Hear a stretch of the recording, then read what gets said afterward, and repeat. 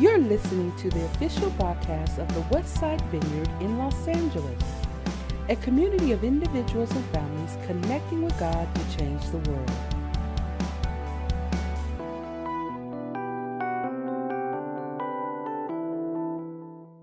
So again, especially warm welcome, and as was mentioned, we are choosing to dive into, engage the questions of how can I believe, and recognizing that we live with tension sometimes over something that we experience as very real and vital and life-giving, and then also we can struggle to try to understand and come to a place of making sense of those things. And so we're coming to those hard questions. And over the next 7 weeks, we're going to be engaging the questions of how can I believe in God? How can I believe in Jesus? How can I believe in the Bible? How can I believe that there's only really one ultimate truth? How can I believe in God and science? How can I believe in what is so often associated with hate and hypocrisy? Because for a lot of people, it's like, I may be drawn to this, but there's people who live it out in such a way that I don't want to be affiliated with it. And I don't see the good sometimes. And so that can be a difficult question. And I know, as I've shared in the recent week when we kind of did an introduction last week, that for some people, these are the kind of questions that one's come to a place of something so real and so vital in their life that it seems beyond question. And I do understand that. And yet I think that we need to appreciate the fact that there are many who live in that place that, like the one who came to Jesus and said, I believe, I have this vital need, I believe, but help me with my unbelief. It's like this combination of these two things. Like, I have this basis of reasons by which this is totally real to me, and I feel solid and I feel set. It makes sense to me. But I've got these other things that I don't understand, and that are like questions, and so I also need help with this. And we've kind of talked about how many of us are that way, and maybe somebody you know is in that place. They're really struggling to bring those two things together. And so my hope, my heart is that you would care about those conversations that you're meant to have, or invite people into this conversation for that very reason. And I do understand that as we engage this morning, particularly, how can I believe in God? We're asking kind of like the ultimate big question. That it can seem a little strange because we're talking about the existence of God, and we're trying to like reason our way around that. And in some ways, reason is just kind of quenches relationship in some ways. Like yesterday, we celebrated my wonderful wife's birthday. And it was great. Yeah, you can woo that one there. And if you had come to me yesterday and asked me the question, tell me about the love you have for your wife and how that's grown and what it looks like, I would really enjoy, that would have elicited a deep sense of relationship with her. But if you had come to me and said, you know what, hey, can you help me on this day to understand, does your wife exist? Like, I would have said, what? My wife exists, and we had to get into a whole thing about how she existed. Or maybe a better analogy would be, I understand you love her. I don't want to hear about your love for her. I want to hear if love even exists. And we were discussing whether love even exists. I can tell you it would not have been a really exciting relational moment. Because when you talk about the existence of the reason, it just kind of quenches the relationship. And so in some ways, honestly, this series has that challenge to it because we are kind of reasoning. But I actually believe that God wants us to understand that faith has its questions and it has its reasons. And I want us to help come around those things. So we begin by this question of how can I believe in God? And part of the significance, I think, to do that today is because, as some of you are perhaps aware or even familiar with, there's kind of been a whole movement the last decade of what's called like the new atheists. And that particularly would refer to Richard Dawkins, Christopher Hitchens, the late Christopher Hitchens, Sam Harris, and a few others who have kind of and burst out or risen up with this very emboldened call to not believe in God, which is its own belief. They have their own ideas, and to really come out with that in a very emboldened way, like never before. And they've written books that were not meant to just talk with people on a philosophical level. They're really meant to engage popular culture. That, unlike any other time, is their very premise, to call out popular culture. And they've done it not only with books, but a lot more time spent in kind of popular media venues. And so they've kind of brought this stirring up. And many who have, if perhaps you've read some of their works, or if you have, and you've read any of the assessments of their works, one of the most common things that people note is that they're not really trying to present anything new in terms of their arguments or what have you. There's not so much new in that.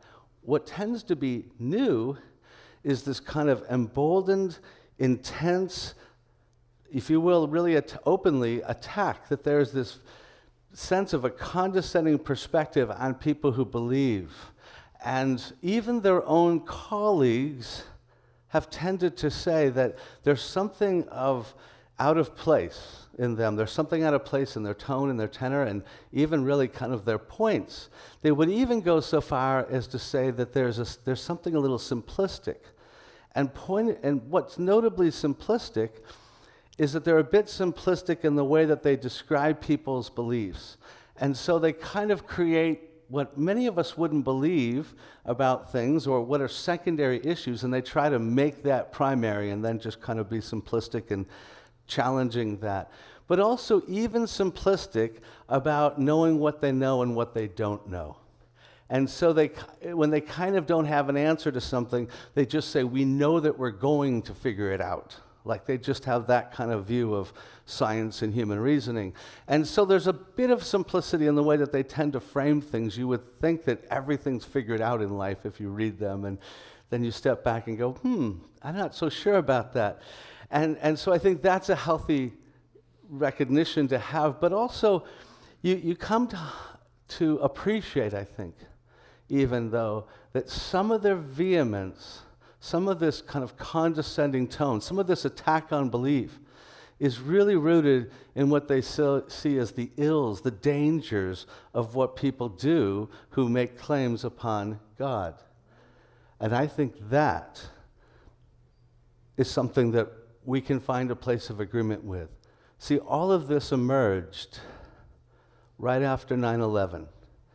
And the events of 9/11 affected everybody.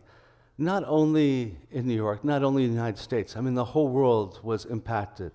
I would venture to say that every one of us, when we took in watching planes flown into buildings to destroy so many lives on purpose, it affected us. Every time I see it, is there not something that strikes you deeply about the incredible, not just atrocity, but violence? And it was done in the name of God, if you will. Now, many would say it has very little to do with any actual belief in God on their part. It had more to do with politics, power, and various issues. But the point was that affects us. And we certainly can agree that so much is done in the name of God. And we're going to spend a whole week at the end talking a little bit more about that.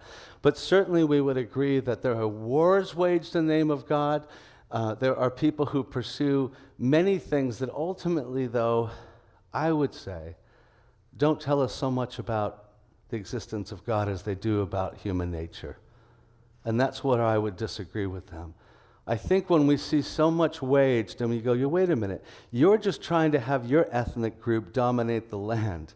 You might do it in the name of some religious idea because it's really easy to take God, pull him onto your side, and then kind of justify all of your actions by putting God on behind you.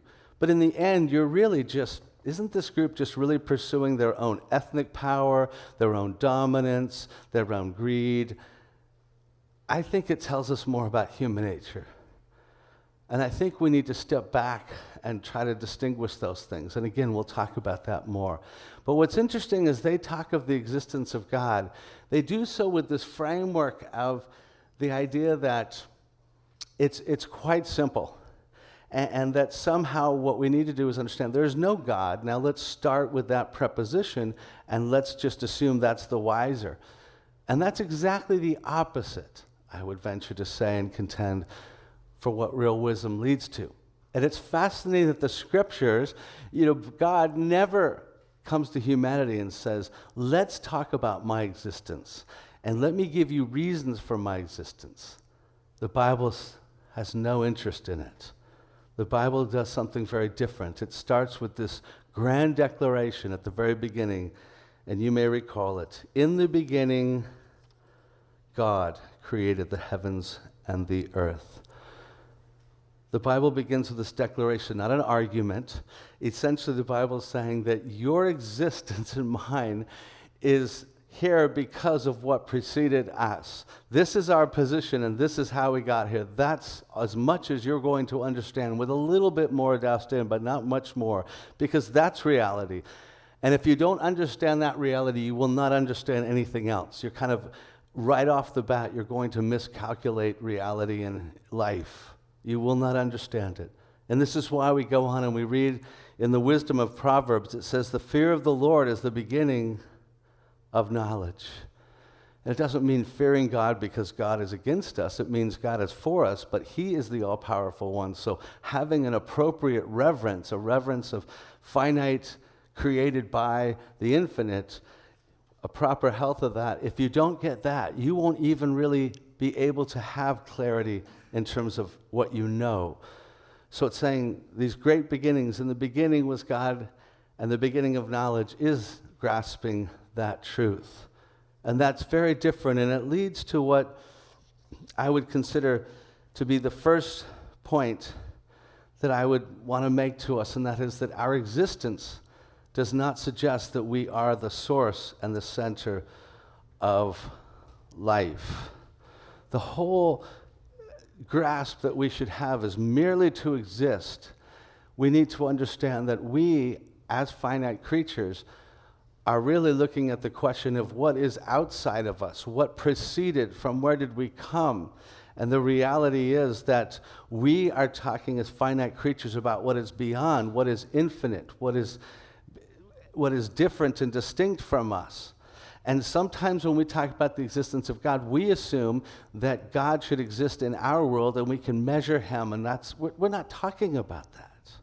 N.T. Wright, I think, says it very beautifully and notably when he says this: a great many arguments about God, God's existence, God's nature, God's actions in the world, run the risk of being like pointing a flashlight towards the sky to see if the sun is shining. It's all too easy to make a mistake of speaking and thinking as if God, if there is a God, might be a being, an entity within our world, accessible to our interested study in the same sort of way we might study music or mathematics, open to our investigation by the same sort of techniques we use for objects and entities within our world. The difficulty is that speaking of God in anything like the Christian sense is like staring into the sun. It's dazzling. It's easier, actually, though, to look from the sun itself, to look away from the sun itself, and to enjoy the fact that once it's well and truly risen, you can see everything else. It's vital to understand, wait a minute, when we talk about the existence of God, I'm talking about as a finite creature in space and time. And I am talking about what is outside of that. So what I'm looking for is, do I experience life in such a way that it gives reason or reflects the existence of what is outside of it, rather than trying to grasp it from within? And my own existence of all of this would really beg the question of expecting just that. Which leads to the second point here, and that is that our existence appears to have a point of grand beginning. And this seems to be where we think that there's two ways of looking at things, that the more we understand or seem to be discovering about the beginning of existence as we know it, does it give a reason why there is no God, or does it actually point very much to God? And there's kind of different ways, but the truth is that the theory of macroevolution, of life evolving over time, it has left many wondering, well, is that a conflict, and trying to sort that out? And we're going to have a special focus on the issue of believing in God and science in the weeks ahead. But what I want to just note is that any tension is really much more missing the point, and of maybe perhaps secondary aspects of it, that really the essence of reality is to say that we were, God created, in this massive way, and discovering just that. And I think that many have reflected upon the scriptures and realized that the account of Genesis that says God created and gives us a few poetic statements about it is giving us a little bit more of a poetic. It's not trying to tell us a whole lot about the process. It's trying to declare that there's a God who created in a grandness of creation, and that ultimately there's order to that, and a few other truths about it, but not a whole lot about the process. And so as we kind of come to the discovery, or what many believe to be the discovery, that somehow creation did burst forth in a nanosecond, but less than a nanosecond of moment, what many refer to as the Big Bang, you're describing something that really does reflect that somehow everything came in a moment. And as one professor says, he says, without addressing who or what caused it, the mechanics of the creation process and the Big Bang match the Genesis story perfectly. If I had to make up a theory to match the first passages in Genesis, the Big Bang theory would be it. He's saying, really, this idea that somehow in a burst of light everything came into being does not in any way point away from God. It actually seems to beg the question, if we exist, how do we exist? What's the source of our existence? And there's really not a contradiction that we stand before. And this would lead to the third point, that our world must have a source that is not dependent nor contingent on the material world created. The simplest way to describe this point is to say that everything in the material world, everything, has come from a source. There's never been something that exists that did not come from a source. And so it begs the question, what is that source? There has to be that cause. And to go on to note that all things need a present cause outside of themselves to exist. And that one of the things about that cause, the outside source, is that it has to be not contingent upon the very thing it creates. It has to be distinct, not dependent upon the thing that creates. So what one can assume, if the material world as we know it, our existence, and everything that defines it, came into being, the source behind that transcends and is not dependent upon it. So it is not material, like we're material. It's not bound by what? Well, if space and time itself came into being, then it's not bound within space or time. And what this would suggest is that the very thing that lies behind is all-powerful, is beyond space and time, and have the power to create everything that we see, which many would say would posit itself towards the kind of infinite power that we're describing as God. And that leads, fourthly, then, to the fingerprints of power, beauty, and goodness in what exists. That is a reflection of that source being reflected in what we see. In the Psalms, it says it so beautifully when the psalmist says, the heavens declare the glory of God. That is to say that the expanse around us, the creation is what it's speaking of, that understanding of the heavens, that they reflect something of the goodness of God, the qualities of God. And in Romans, the book of Romans, the Apostle Paul describes this way, when he says that for since the creation of the world, God's invisible qualities, things that because we cannot see God himself being spirit, but his eternal power and divine nature have been clearly seen, being understood from what has been made, so that men are without excuse. And here he's saying that something of the nature of God does get through, and that we clearly see it. This is not something that we really would argue about. Like, we see these qualities, and that we have some understanding of them. Like, we grasp what they are. We see them, we connect to a quality about them. Now, what we do with that is what's the question that Paul challenges about. But the truth is, I think most of us would agree that there is this element by which we see these qualities, and they are deeply affecting across all of culture.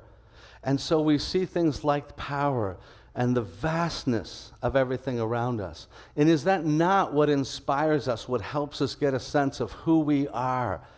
I was thinking this morning about how when you have, in any movie, when they're kind of giving the story, and there's that moment in which maybe a couple friends or a girlfriend, boyfriend, they kind of have their deeper moment where they get real deep about who they are, and they have that deeper talk, and it's a reflective moment. How often is it where on the hood of a car, staring up together into the stars? It's like when we stand into the vastness of creation, suddenly our lives get real, and we start talking about what we really feel, because there's nothing like the vastness that says, oh my, there's something so much more powerful, and it kind of gives us perspective on ourselves. The truth is, we're amazed, and the more we know, the more amazed we are with the power that could have created such vastness. And the same can be said of the beauty that's in this world.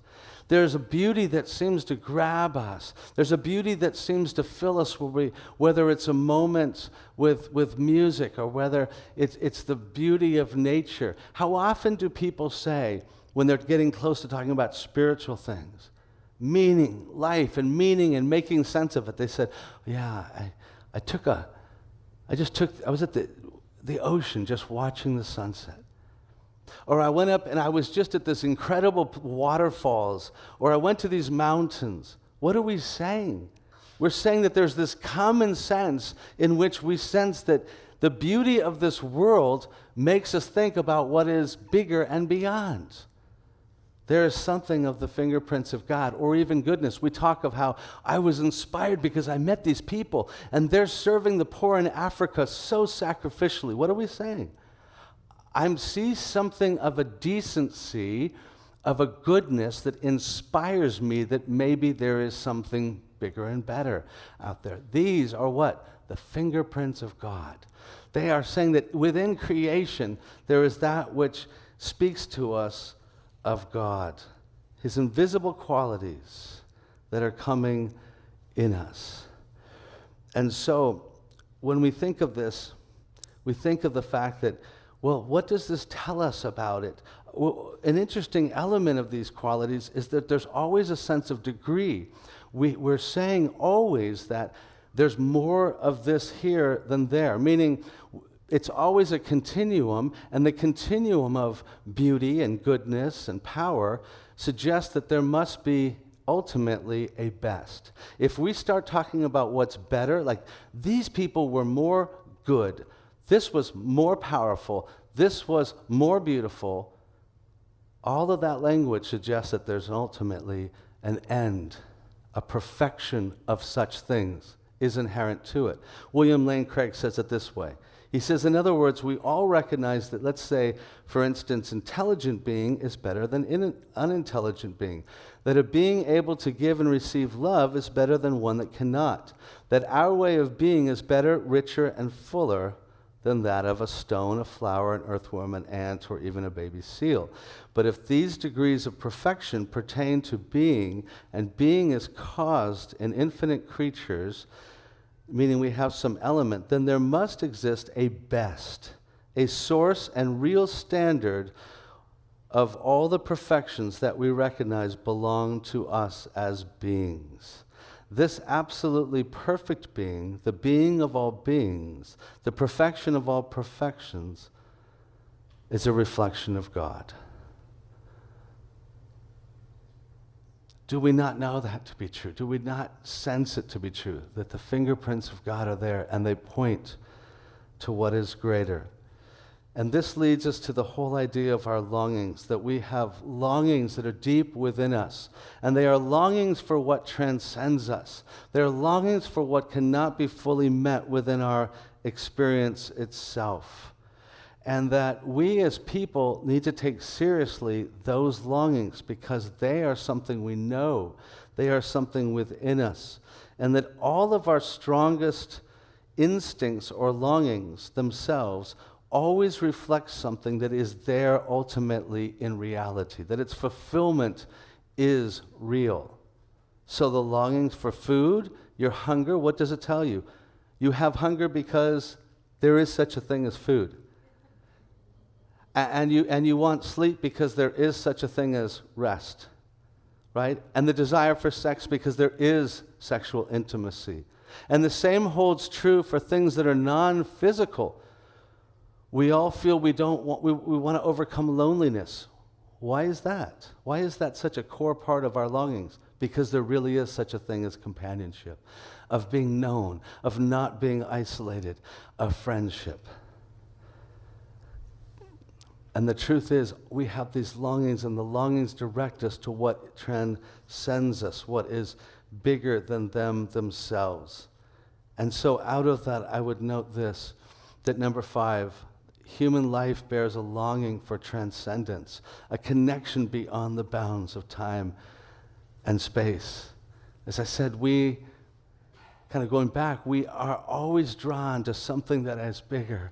And it may be that which comes in, again, a moment standing by the ocean. It may come in being drawn into a piece of music that just makes us feel like there's something bigger that's there, but it's bigger than just what we are bound within in time and space. And it might come in a just a bigger than life kind of desire. You know, every kid wants to be either playing in the NBA, the NFL, or be a rock star. At least that's just my experience of boys. You know, and it's almost always about something bigger than life. We just want something bigger than life because there is more.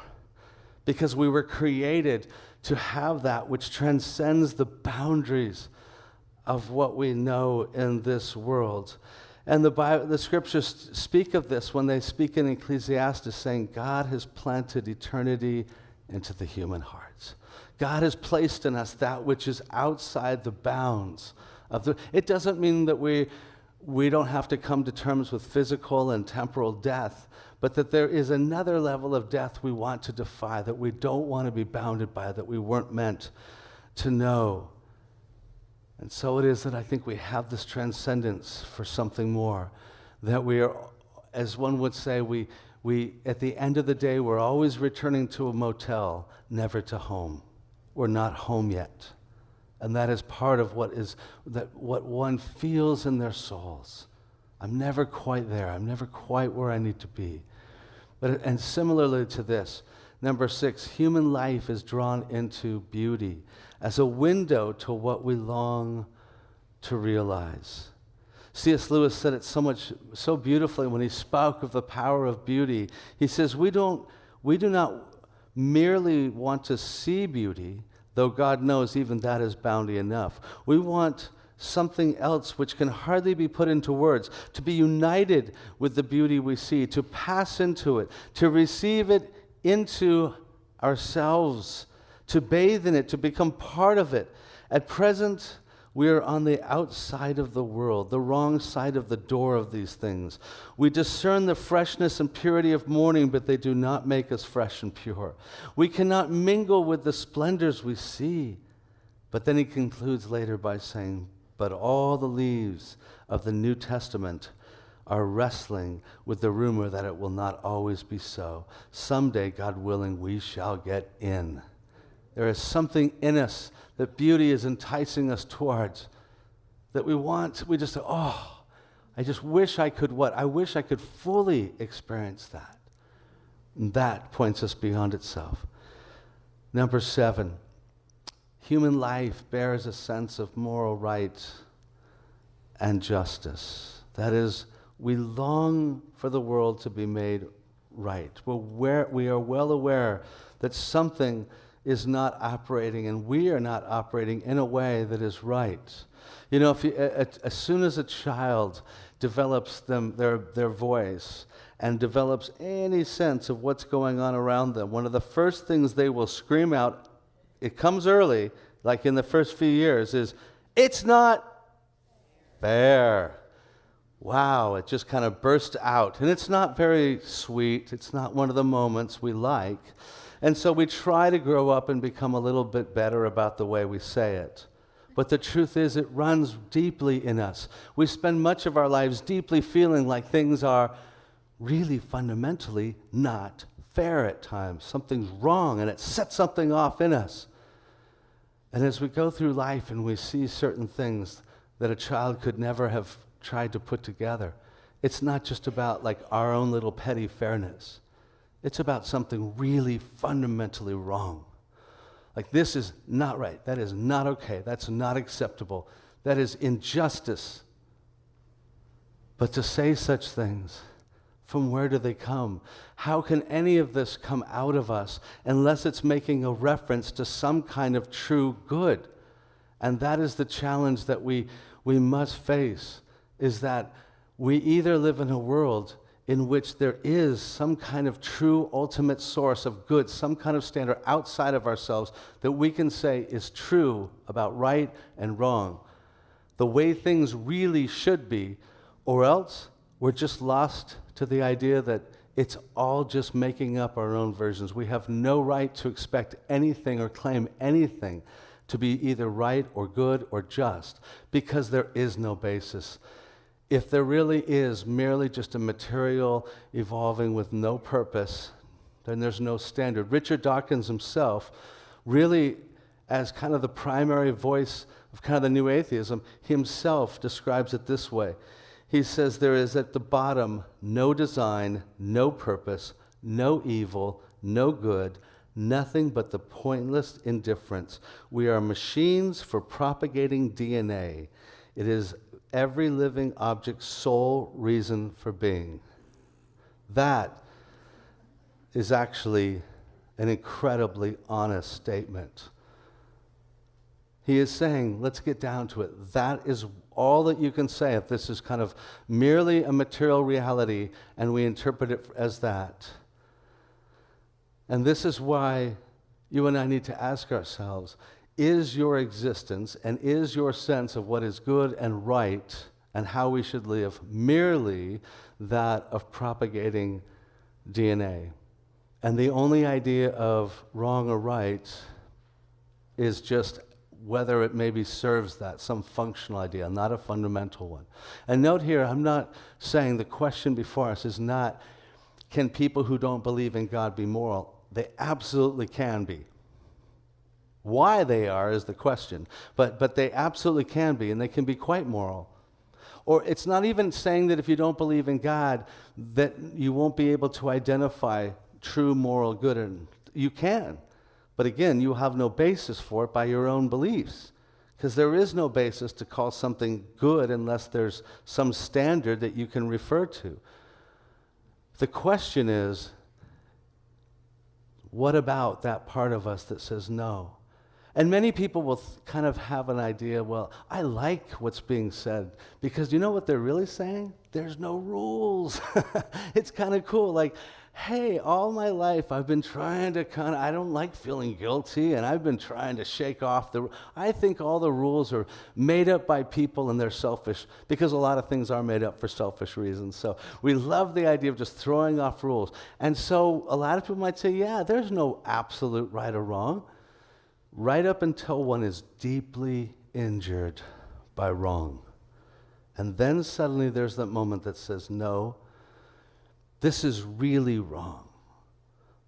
This isn't just your opinion. You violated something when you did that to me or to someone I love.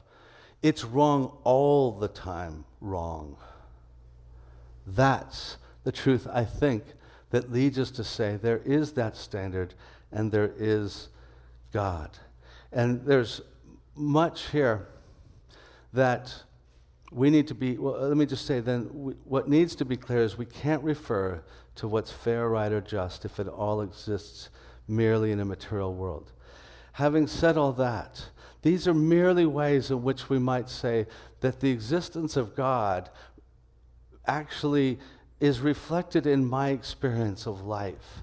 And as I said before, so much is trying to trust what we don't understand by what we do understand. So we understand these things that, like we're talking about in our experience, and there's things I still can't understand, but I kind of trust what I don't understand because I'm finite by the things I do understand. Does that make sense? That is always what we're doing. And by the way, that's all that science does either, because as soon as you talk about larger questions, all you're really doing is talking about things we do not yet and could never from the past or the future grasp. So we're looking for signs, ways to kind of look and make sense of or come to theories about, if you will, the way the world is. That's all you can do on these big questions.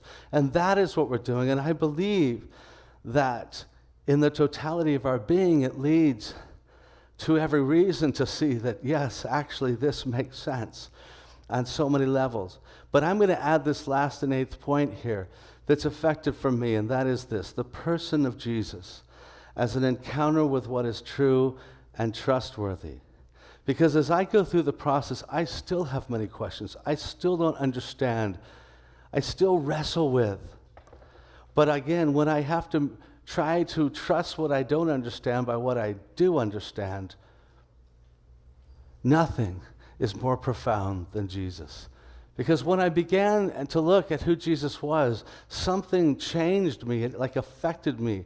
And I think if I was to go back at that point and try to describe it to you, I'd say this: that everything I questioned about God or the nature of God has a profound way of being grasped in Jesus. And this is much of what the scriptures tell us about the whole purpose and the reality of God coming. In the Gospel of John, when he's trying to sum up this as Jesus, he says this: the Word became flesh and made his dwelling among us. We have what? Seen his glory. That is, seen the goodness, the glory of the one and the only who came from the Father, full of grace and truth. In him I see this goodness. I see the grace and truth that my soul longs for. In Hebrews 1:3 it says, the Son is the radiance of God's glory, speaking of Jesus, and the exact representation of his being. There is much I don't understand, but when I look at Jesus, I see one who appears to me to be very distinct from anything I've known in this world, who, as many said of him, he's not like other teachers. He speaks as one who's from the heavens, who's speaking as one with the authority of God. There is something that that says he's unlike. What he's saying makes more sense of my world. And then I would say he's trustworthy. And it's not to say that I don't trust many authorities and the brilliance of many.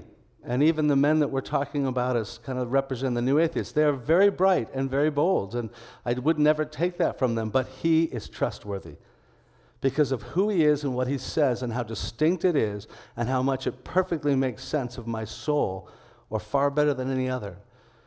I see that which tells me, oh yes, this makes sense. Oh yes, that is, even not only is that the kind of God I'd long for or make sense of my world, it's actually beyond what I could even have come up with, you know? It's that kind of goodness and boldness that comes to us. And so I want to close recognizing and coming back to this idea that ultimately we're speaking of not merely reason but relationship. And that there's an element by which if we focus merely on the reasons for the existence of God, the arguments, if you will, that it can actually kind of quench actually what it means to know God. Because we find ourselves, when we merely argue about something, that suddenly we stand outside as the center and we speak of God as if he's an object to scrutinize. Let me tell you something. You will never know God if all he is an idea for you to scrutinize. Never. He is not an idea merely to scrutinize. All we're talking about is how can I try to make sense of the things I don't understand about God. But ultimately, it's my heart, my willingness to recognize He is greater, and I'm just trying to make sense as a finite creature of Him. And that involves relationship. That involves my heart. That involves my will. That involves me wrestling through deeper things.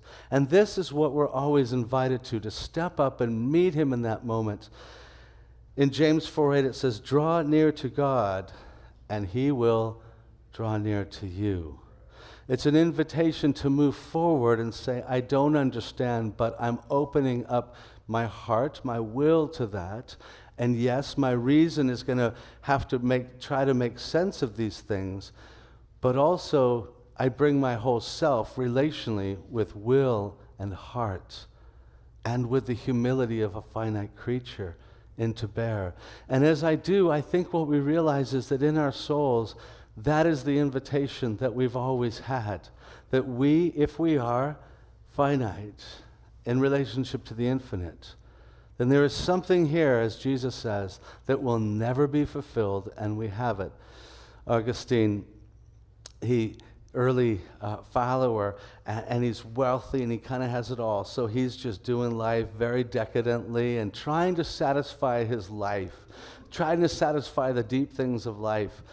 And he does it through wealth, he does it through sex, he does it through all these other forms, and finally he comes to a place where in one moment he realizes it's God. And when he opens his own soul to God, he says the deepest of satisfactions that nothing else could meet were met. And he's the one who then writes this now somewhat infamous line when he says, Lord, you have made us for yourself, and our hearts are restless until they find rest in you.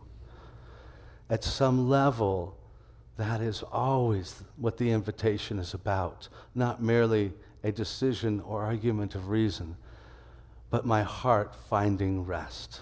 Let's pray.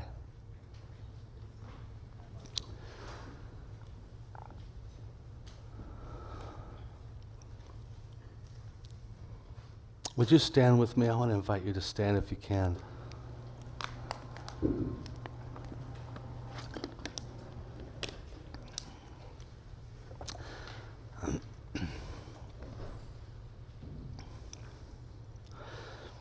God, wherever we are, and some of us right now we just have kind of enjoyed and are enjoying relationship with you. Others are trying to sort out what it even means, and what is real. But the one thing we can kind of start off acknowledging is if you are real, then you are infinite and we finite. So we pray and invite your Spirit to pour over us humility. Kind of humility to even understand what we're asking.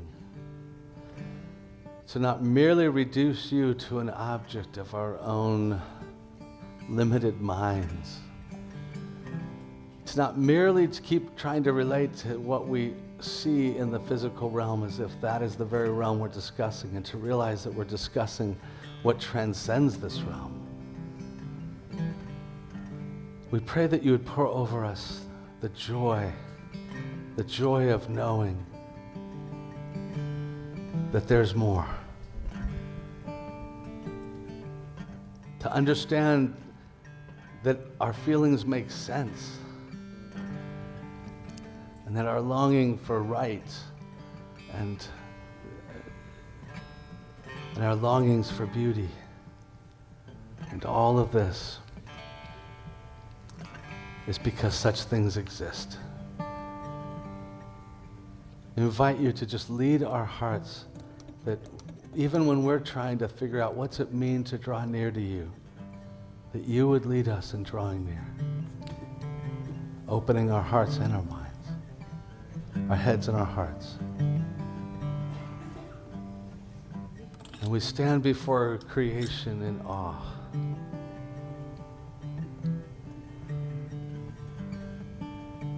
Our perspective, as it gets bigger, so does our perspective on what stands behind it. Let's worship together. Thank you for listening to the official broadcast of the Westside Vineyard in Los Angeles. Tune in for next week's message.